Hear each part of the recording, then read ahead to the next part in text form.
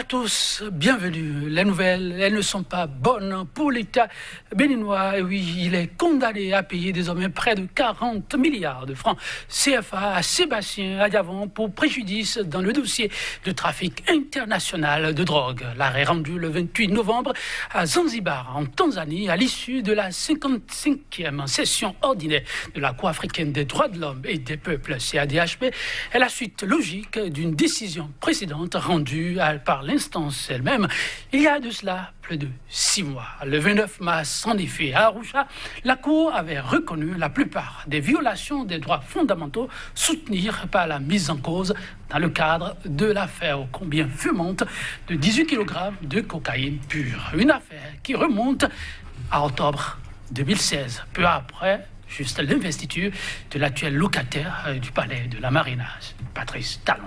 Verdict de la Cour africaine des droits de l'homme dans l'affaire 18 kg de cocaïne pure. La juste sentence ou le camouflet de trop à l'État béninois. Le débat, mesdames, messieurs, c'est tout de suite et maintenant. Et déjà sur ce plateau, pour nous accompagner, des hommes aux multiples casquettes, mais c'est celle de l'analyste politique qui va prendre le dessus et du juriste, bien entendu, à ma gauche, Constantin Amonsou, un moment par ici, écrivain, il est analyste politique. Constantin Amonsou, bonjour. Bonjour Joël, bonjour chers téléspectateurs. Et vous répondez à leur façon et merci de répondre à notre invitation. C'est un plaisir. En face de lui, il n'est plus à présenter, même si aussi ça fait un petit moment. Il est Kofidia, c'est son nom, juriste, il est analyste politique. Il est Kofidia, bonjour. Bonjour, monsieur Joël. Et merci de répondre à notre invitation. Merci. 4 ans déjà de gouvernance du régime de Patrice Talon. Presque autant d'années, disent bien d'observateurs, de survie pour l'affaire dite de 18 kg de cocaïne pure. Elle refait cette fois surface, mesdames, messieurs, à la faveur du dernier arrêt rendu par la Cour africaine des droits de l'homme et des peuples, la CADHP. L'État béninois est sommé de payer près de 40 milliards de francs CFA dans un contexte économique qui n'est plus à rappeler par ici à l'homme d'affaires et opposant au régime, Sébastien Adiavon. La substance du contenu de la décision, pour vous qui n'avez pas pu suivre avec Maître Isiaka Moustapha, il est l'un des avocats du concerné. Avec la complicité de la régie, nous allons le suivre et ensuite revenir sur ce plateau avec nos invités. Donc, pour être complet, la Cour allait loin en ordonnant, la Cour, après avoir condamné l'État à payer environ 39 milliards, M. Adiavon, la Cour a ordonné à l'État béninois d'avoir à corriger plusieurs dispositions de la loi qui a créé la CRIET, parce qu'il a été reconnu que la loi qui a créé cette juridiction, plusieurs dispositions violent la charte que le Bénin a ratifiée. On a ordonné à l'État béninois d'avoir à amender cette loi-là, et à rendre compte à la Cour dans un délai de 3 mois. La Cour a également ordonné la main levée sur les comptes bancaires de M. Adiavon, ces comptes bancaires, ceux de ses enfants et de son époux qui ont été illégalement bloqués. La Cour a reconnu que c'est une voie de fait, c'est illégal, c'est un acharnement de bloquer ces comptes. La Cour a ordonné que main levée soit ordonnée sur ces comptes. La Cour également a ordonné la réouverture de sa télévision Sika TV qui a été fermée. La Cour a ordonné également la réouverture, puisque en temps, Soleil FM avait été fermé également. La Cour a demandé que Soleil FM soit réouverte. La Cour a ordonné également que le terminal à conteneurs qui a été suspendu soit rétabli. Donc, plusieurs droits lui ont été accordés. Bref, la Cour a reconnu qu'on a non seulement porté atteinte à sa personne, mais à son patrimoine. Et la décision a pris en compte tous ces aspects-là. Et je crois que c'est l'une des rares fois où cette Cour est allée aussi loin dans sa décision. Donc, cette précision mérite d'être apportée et vous comprenez que ma joie est vraiment totale. Eh bien, c'était à l'instant Maître Isiaka Moustapha. Eh bien, je vais me retourner d'abord vers le juriste, il est Kofidia. Oui, lorsque vous êtes un citoyen, et pas n'importe quel, donc un citoyen à casquette particulière, de la trempe de M. Sébastien Adjavan, et nous parlons bien du président du patronat, et donc troisièmement à l'élection présidentielle, et que votre État, ou les dirigeants ou les gouvernants ont choisi de vous clouer au pilori, de vous vouer aux gémonies, et tout ce qu'ils ont trouvé, c'est de vous coller une infraction qualifiée de trafic international de drogue, et 18 kg pur. Et donc, quand ça se passe comme ça, le requérant qui est lésé, et après avoir vidé les voies de recours et des juridictions nationales, faire appel à une juridiction supérieure. Et il dispose en réalité, il bénéficie en réalité du principe du double degré de juridiction, lequel principe avait été violé ici au Bénin, avec une affaire qui a déjà connu un verdict et que la criette a repris, ne serait-ce que pour booster les îles de ce dernier. Vous voyez, lorsque vous lisez la Déclaration des droits de l'homme, en son article 3, et le droit de vivre, d'aller et venir, la liberté d'aller et venir, et la protection de la personne humaine sont des droits consacrés. Sont des droits consacrés, et aller les violer, c'est pousser le bouchon un peu trop loin. Et de cette décision de la Cour, qu'est-ce que le juriste en dit? Oui, c'est une décision emblématique et en même temps une décision à saluer, une décision empreinte de sagesse. Et les 40 milliards sont trop peu. Parce que vous savez, le prix de Loris, le prix de la douleur n'a pas un prix. Le préjudice moral n'a pas un prix. Et la décision est là. Mais l'image d'Adjavan a été saccagée. Son image a été fragilisée. Cela restera sempiternellement gravé dans la mémoire des Béninois que l'on a traîné cet opérateur économique tranquille qui faisait vivre la plupart des Béninois et qui a créé un créateur d'emplois dans notre République qui existait avant même le système talon. L'histoire retiendra qu'on l'a humilié. Vous voyez, donc la décision, ça reste. L'agent ne pourra pas effacer cela.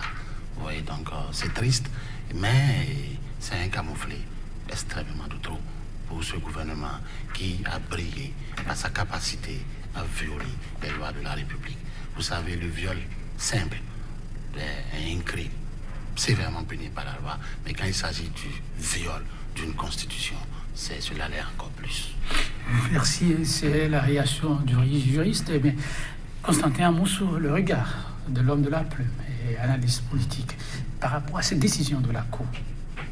Oui, les lectures qu'il faut faire de ces décisions sont multiples, multidimensionnelles.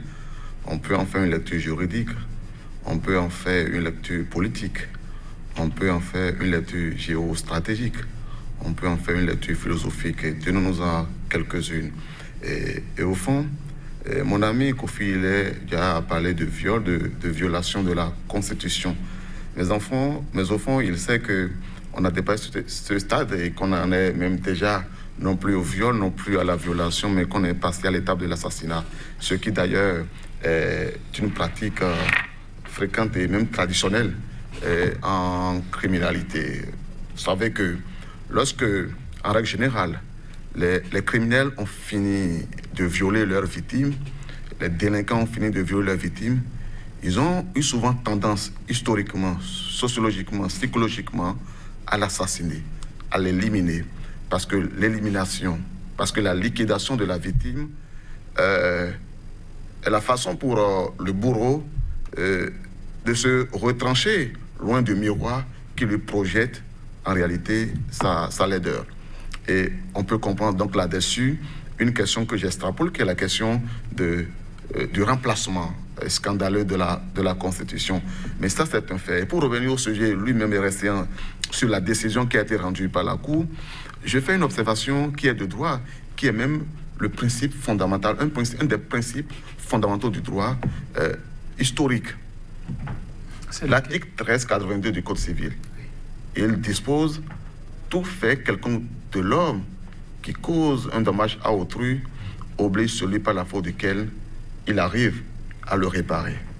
Et c'est notamment sur le fondement de cette disposition. Le code civil a évolué, c'est le 1240. C'est le 1240 actuellement. Ok, le 1240 devient le 1240. Moi, je parle du code civil historique, en fait. Depuis le temps de Napoléon, le code civil est ancien. Donc, tout fait quelconque de l'homme qui cause un dommage à autrui oblige celui par la faute duquel il arrive à le réparer. Et là-dessus, constatez que c'est donc naturellement sur fondement de cela que M. Sébastien Adjavon avait droit à recourir lorsqu'il ne pouvait plus croire en la justice de son pays, lorsqu'il ne pouvait plus espérer la justice dans son pays, à recourir à une instance judiciaire et supranationale, notamment créée par une convention à laquelle le Bénin a adhéré et qui lui est proposée en 1986, et dit là-dessus que la Cour, oui, aura rendu justice. Mais la Cour n'aura pas que rendu justice. La Cour, certes, aura rendu justice en appelant à réparer les dommages qui ont été subis par M. Sébastien Adjavon, tant les dommages matériels que les dommages moraux qui ne sont évaluables que de façon, disons, symbolique. Mais surtout, on sent que la Cour a été préoccupée par l'équité. Équité dans la mesure où, lorsque vous voyez les prétentions de la partie demanderesse, donc les prétentions de M. Sébastien Adjavon et ses avocats, cela c'est vers 750 milliards. Vous voyez, mais finalement, on a une réparation de l'ordre de 30 milliards. Vous voyez que c'est bien modeste au regard des prétentions de la partie.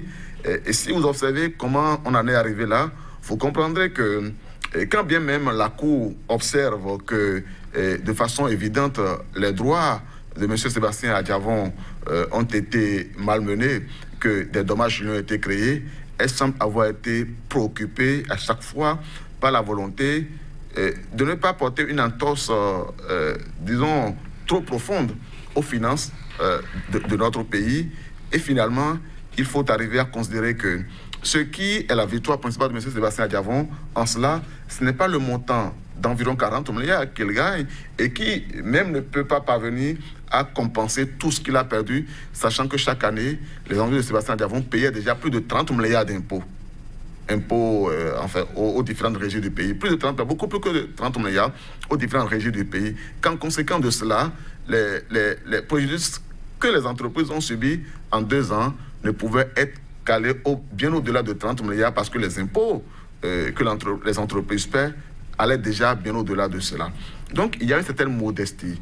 Et la principale satisfaction que devrait avoir M. Sébastien Adjavon en cela, c'est la satisfaction morale d'avoir été rétabli dans ses droits. En deuxième lieu, observez que dans ses recherches de la modestie, la Cour a bien choisi les symboles. Regardez, les parents de M. je veux dire, ses enfants et son épouse ont eu droit à des réparations pour les dommages moraux subis de l'ordre de 10 millions pour les enfants, pour chacun des enfants, et de 15 millions. Vous comprenez donc que M. Sébastien Adjavon, qui est multimilliardaire, cet enfant, ce n'est pas de 15 millions qu'ils ont besoin, mais ces montants ne peuvent donc pas avoir d'influence sur leur vie, sur leur coût, mais à tout le moins, ça rétablit le fait que la Cour a perçu qu'ils ont subi des dommages et qu'il fallait que cela soit réparé. Et c'est ce qui me plaisait de retenir en attente sur ce sujet. Okay. Il y a les autres aspects, l'analyse géostratégique, l'analyse politique, mais je vais m'en tenir à ça. On reviendra à ces aspects parce que c'est important aussi à aborder.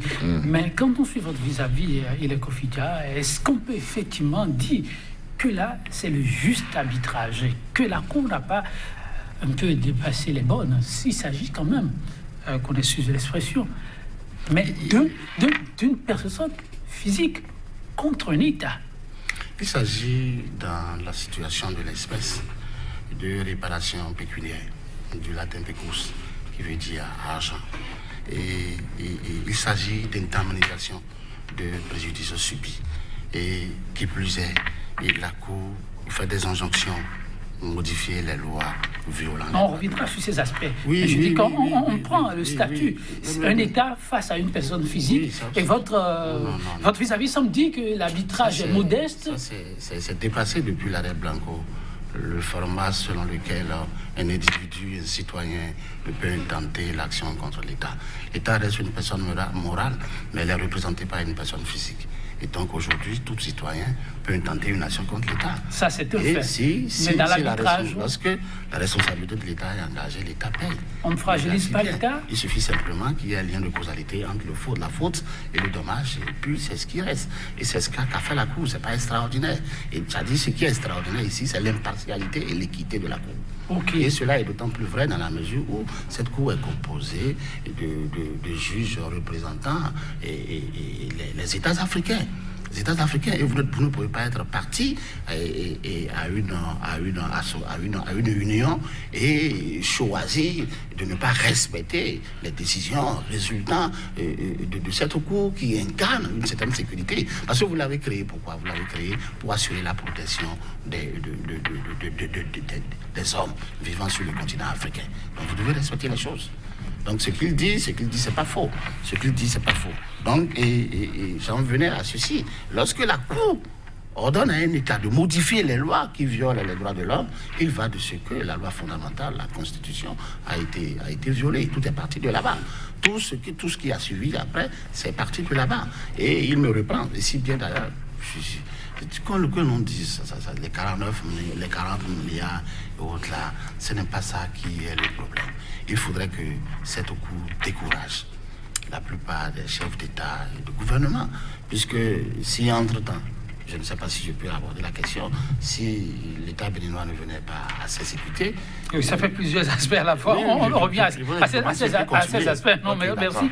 Oui, Constantin Amonsou, c'est un fait que dans le registre des décisions de la Cour, l'aspect pécuniaire a été abordé, mais il y a que la Cour va au-delà.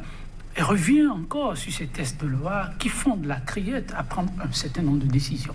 Beaucoup se demandent si la Cour est restée vraiment dans son rôle. Très bien.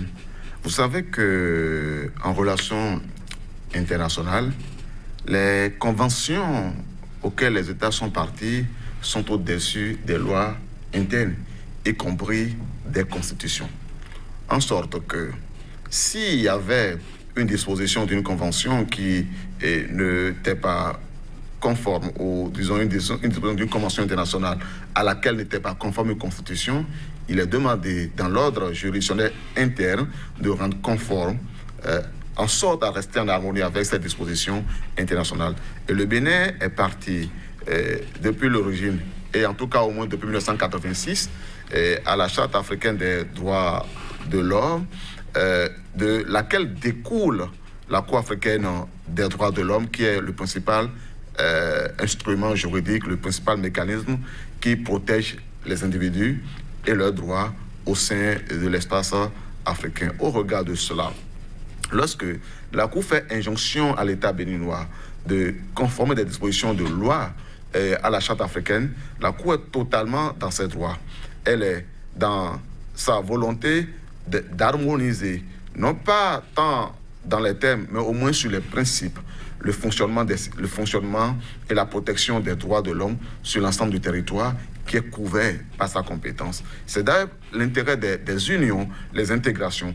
Les unions ont vocation à créer un espace harmonieux de fonctionnement, de protection des droits et en relation avec les objectifs qui ont été définis.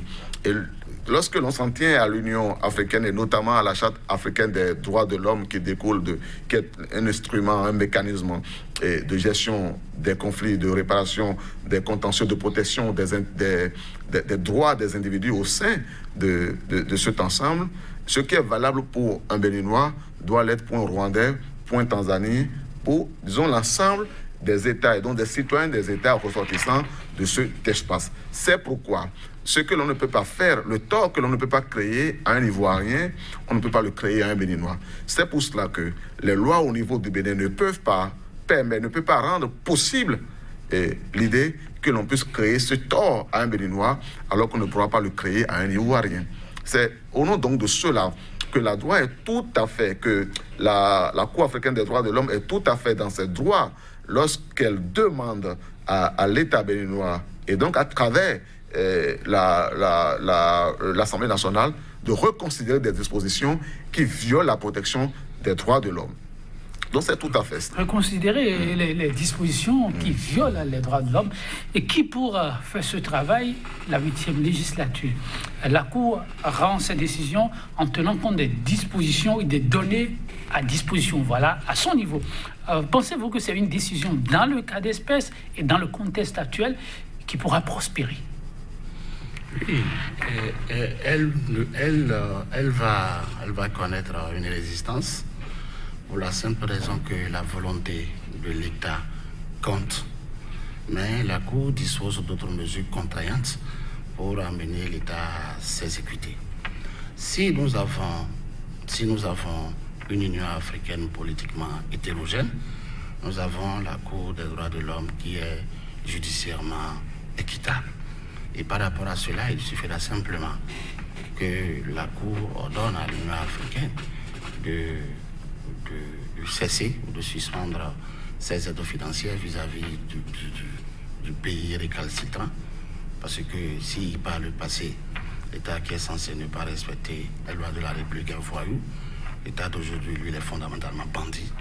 Et donc, la bandification de l'État peut pousser la Cour africaine. Non, écoutez, non.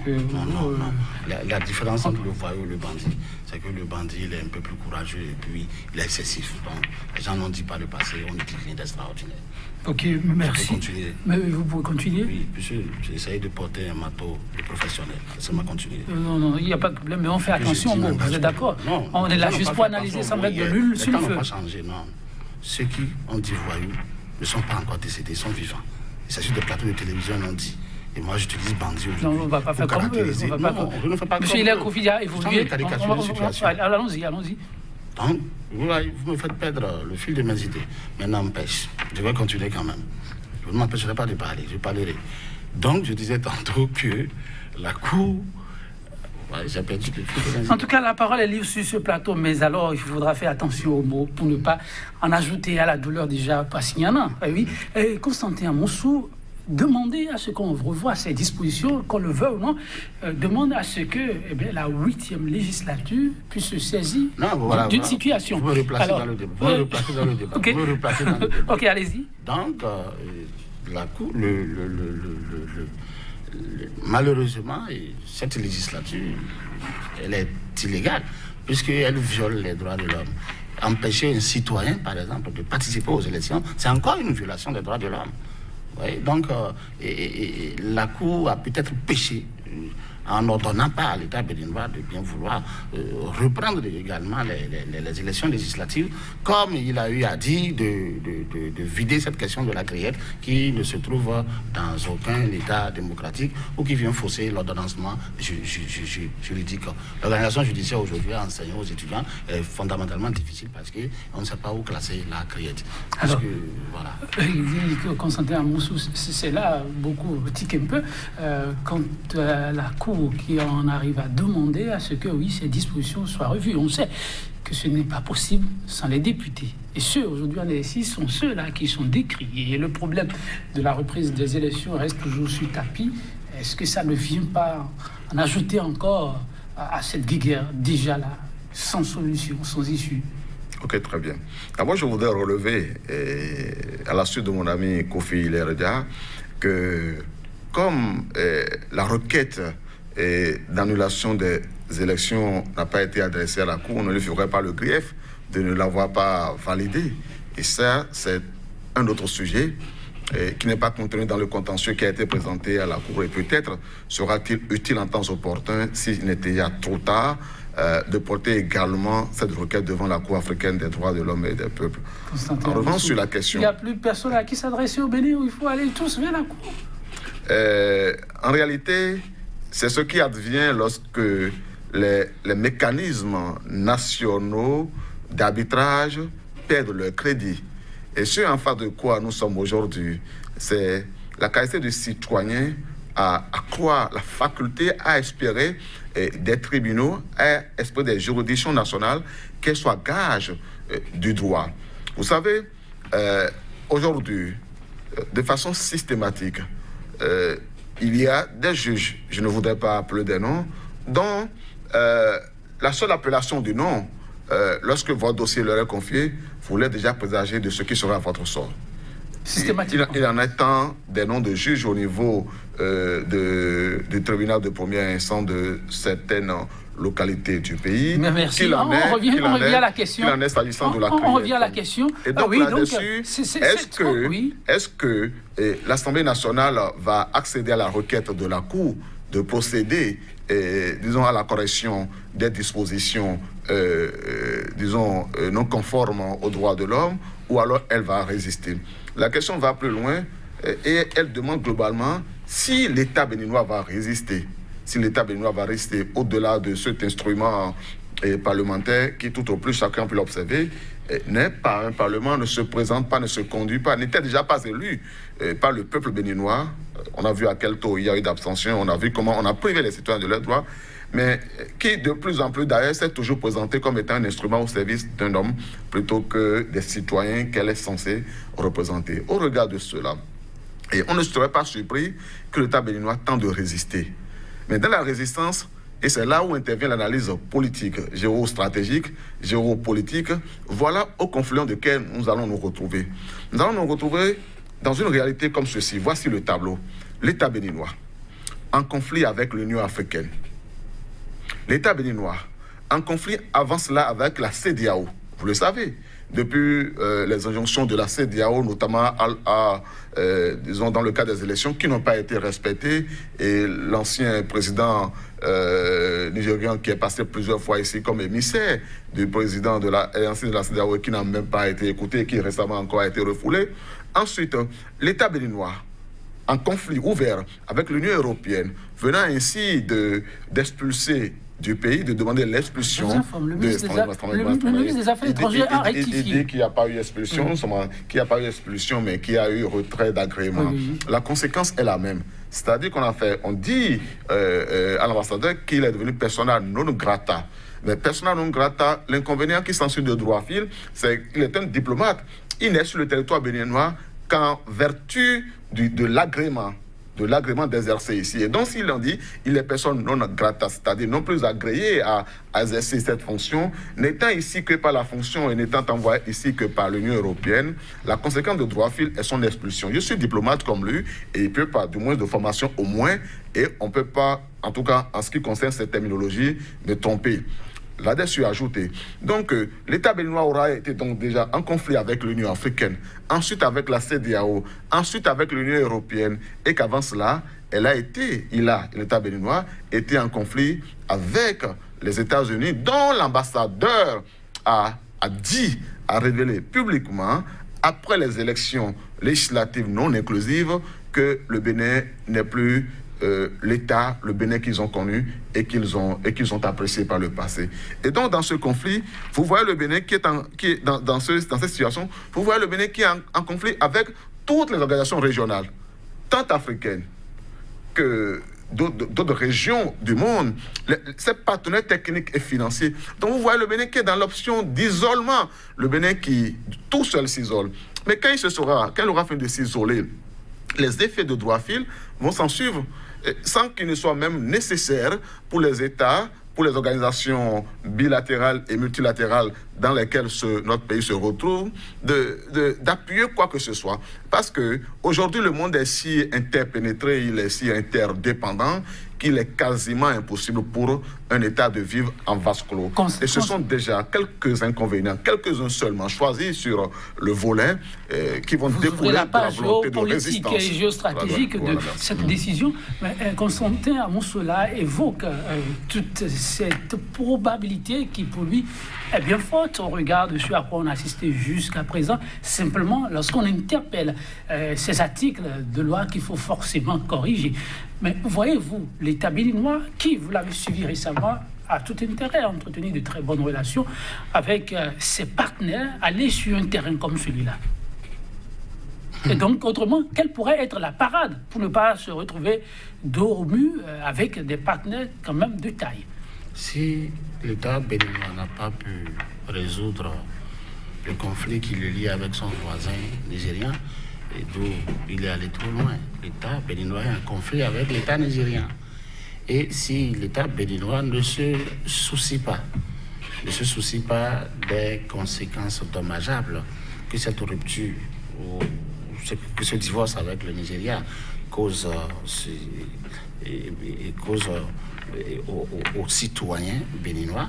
Si l'État béninois, qui a un conflit avec ses opérateurs économiques, n'a pas compris que la croissance économique en dépend et qu'il continue encore de faire des ennemis aussi bien par rapport à l'Union africaine et à la CEDEAO, mais il tente d'aller percher des amis en Russie, au Japon, et d'avoir comme parrain Ouattara de la Côte d'Ivoire et Macky Sall du Sénégal.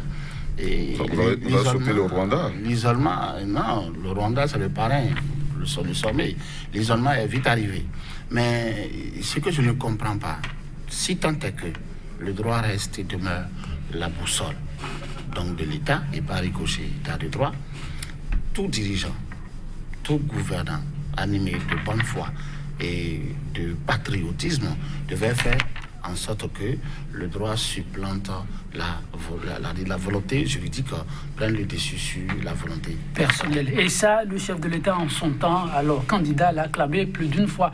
Et pour ce qui est de cette décision qui est tombée, chers invités, pour ce qui est de cette décision officiellement rendue publique, le 28, on n'a toujours pas encore. En tout cas, la décision, la réaction officielle du gouvernement qui viendra sans doute. Et lorsqu'on a le tableau que vous venez de présenter, et le gouvernement se fait entourer, c'est sûr que des analyses se feront aussi dans ce sens pour voir un peu les risques encourus au cas où on décide de ne pas suivre. Alors là, est-ce que on ne peut pas trouver d'autres parades pour ne pas se retrouver là? Quoi, par exemple, on demande à ce que non, pour préjudice causé, on verse cette pactole-là.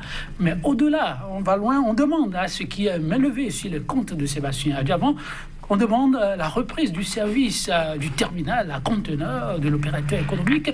Patrice Talon ne peut-il pas passer par ce couloir, je prends les deux ensemble, en fumant le calumet de paix avec son frère, collègue, ami et tout ce qu'on sait, arriver à atteindre plus facilement le même objectif, sans se faire taper sur le doigt. Il faut faire preuve de patriotisme et d'humilité pour aller dans ce sens. Moi, là où je voulais en venir, c'est que j'espère juste que vous avez vu tout l'acharnement autour de 18 kg de cocaïne pure. J'aimerais que l'acharnement soit identique par rapport aux 3 tonnes. Non, on revient à la question. Non, répondez à ma question. Les mains levées, autrement, la question pour formuler, les mains levées demandées. La reprise du service. C'est une perche, c'est une très bonne perche pour pacifier un peu le pays. Si le puissant de l'instant faisait preuve d'humilité et venait à respecter au moins le minimum, cette partie des ordonnances de la Cour. Alors là, ce serait déjà un bon début.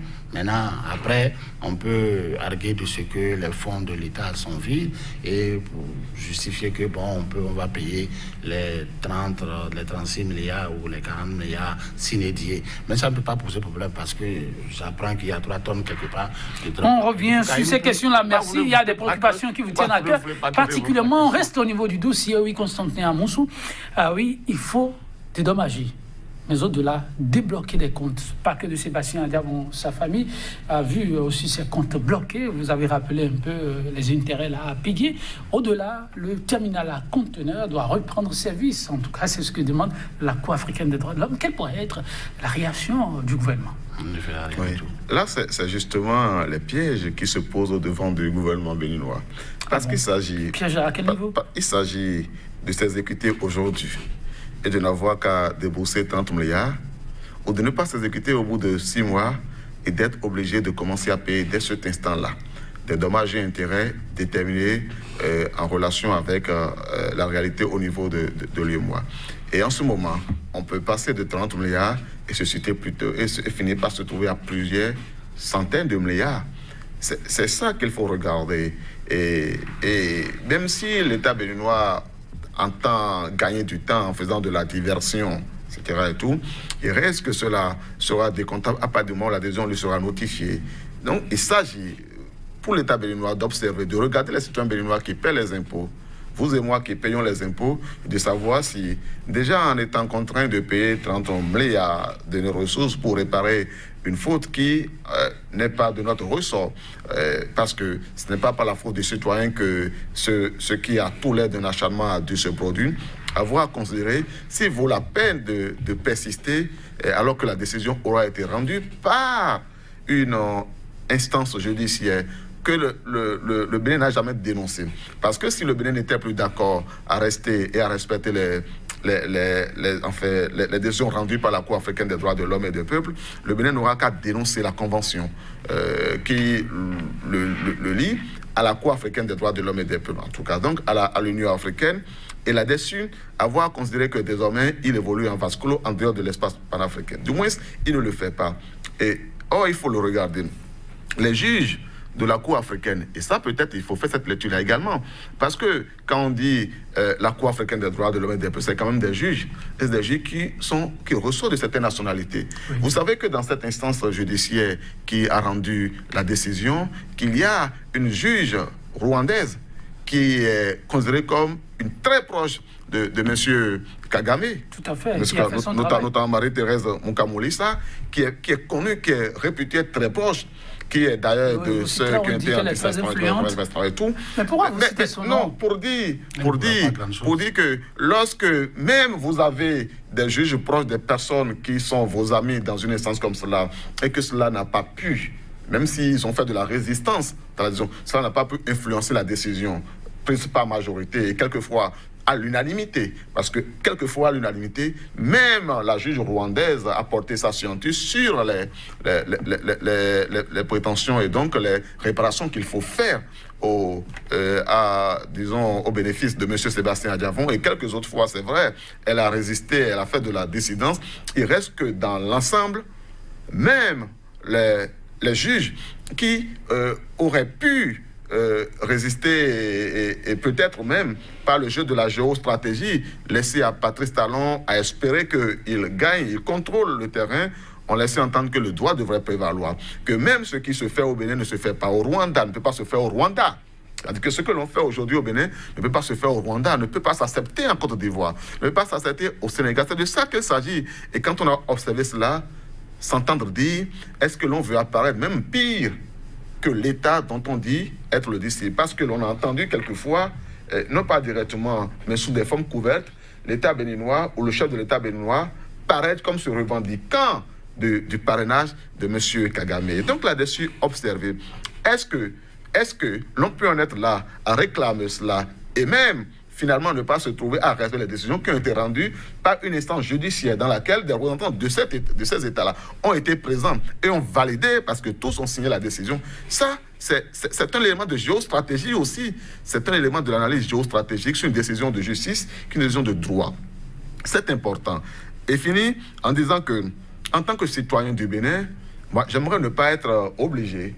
J'aimerais ne pas avoir à comprendre, à entendre que les impôts que je paie seront utilisés pour rembourser quelqu'un pour une faute qui n'aura pas été commise par mon fait. Et savoir que, heureusement en droit, il y a les actions récursoires. Considérer que même si, aujourd'hui, l'État béninois était obligé de payer, il sera temps, même si ce n'est pas sous le soleil de ceux qui sont tout-puissants, de faire une action récursoire contre les personnes spécifiques. L'action récursoire en droit, c'est l'action que l'on mène contre la personne par la faute de qui l'État a été appelé à payer les dommages et intérêts pour que cette personne à son tour rembourse l'État. Et donc même si on ne peut pas dire, on ne peut pas prétendre, comme disait un proche, j'ai pu lire hier du président Sébastien Adjavon, que c'est M. Patrice Talon qui allait payer tout personnellement ces montants, il faut reconnaître que le droit permet qu'une fois que l'État béninois aura été obligé de payer ça, il soit fait en temps utile une action récursoire contre la personne par la faute de qui cela est arrivé, afin qu'elle soit nommément et personnellement appelée à rembourser ses frais. Question d'éthique relevée à travers cette décision, dit-on, mais question aussi de souveraineté évoquée à travers une décision comme celle-là. Le Bénin, définitivement, pour se repositionner, devra jouer sur quelle carte l'homme de droit? Le Bénin, pour se repositionner, devrait respecter au pied de la lettre la décision de la Cour africaine. Respecter au pied de la lettre. Au pied de la lettre, je pèse bien mes mots. Le verdict de la Cour africaine des droits de l'homme et cesser de nous faire passer pour des pantins en droit. Parce que le droit, comme je l'ai dit, c'est la boussole. Le droit, c'est la boussole. Ce n'est que... Moi, personnellement, je souhaiterais que mes impôts servent à ce qu'on paye un citoyen de la trame d'Adjavon, opérateur économique et créateur d'emplois, que mes impôts servent à enrichir des politiciens moribonds. En tout cas, c'est un débat...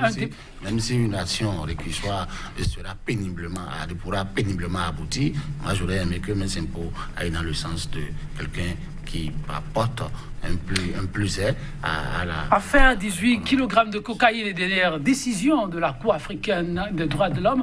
Sommes-nous au bout du tunnel de cette rocambolesque affaire? Certainement pas. La décision, elle est tombée à un moment où un dossier ô combien fumant secouait encore la République. Affaire 3 tonnes de cocaïne. Cette émission tire à sa fin. Ce n'est qu'un plateau parmi tant d'autres sur la décision de la Cour africaine des droits de l'homme et des peuples.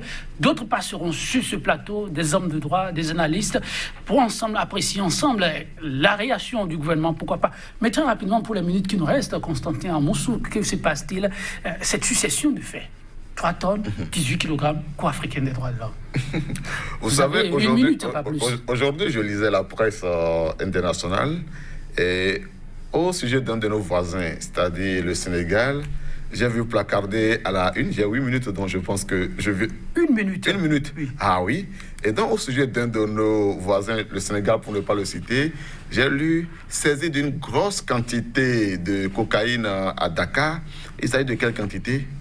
5 kilos. 5 kilos. C'est une grosse quantité. C'est perçu comme une grosse quantité dans la façon d'apprécier. Et ici, il s'agit de 3000 kilogrammes. Et observez les faits de circonstance. Dans l'observation des faits de circonstance, regardez, moi je ne tirerai pas de conclusion, mais je laisserai les internautes, les téléspectateurs et vous-même tirer les conclusions. Les conclusions sont, en fait, celles qui découleront de faits qui sont ceux-ci. Premièrement, le chef de l'État devient président de la République. Il fait ambassadeur du Bénin près le Brésil, un de ses cousins, un de ses parents. Et le Brésil est connu comme un pays... disons, l'un des pays où se fait le trafic. C'est connu, ses réputations, je dirais. Réputation de pays où se passe ce genre de trafic. Et il se trouve que ce pays, enfin, l'ambassadeur du Bénin, près de ce pays, a juridiction sur les pays tels que l'Uruguay, la Colombie, le Paraguay, qui sont tous des pays impliqués dans le système actuel de conflit, en fait, par rapport au dossier en cours, les 3000 kg de cocaïne.